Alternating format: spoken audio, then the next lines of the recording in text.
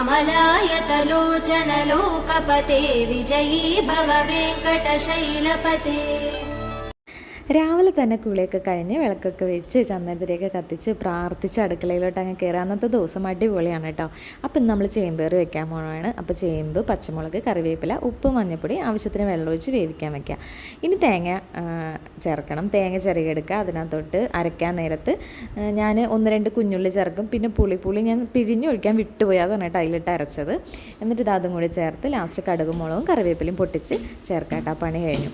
ഇനി പണ്ട് നമ്മുടെ ചോറ്റും പാത്രത്തിൽ വീട്ടിലെപ്പോഴും എനിക്ക് സ്കൂളിൽ പോകുമ്പോൾ തന്നു വിടുന്നൊരു ഐറ്റമാണ് കേട്ടോ ഉരുളക്കിഴങ്ങും ബീട്രൂട്ടും കൂടി ഉപ്പേരി വയ്ക്കുന്നത്. അപ്പോൾ അത് ആ മഞ്ഞൾപ്പൊടി, ഉപ്പ്, കറിവേപ്പില ഇട്ട് വേവിക്കുക. അതിനുശേഷം നമ്മുടെ കുഞ്ഞുള്ളിയും വെളുത്തുള്ളിയും ഒക്കെ മൂപ്പിച്ച് ചതച്ച മുളകിട്ട് ഒലത്തേങ്ങ എടുക്കാം കേട്ടോ.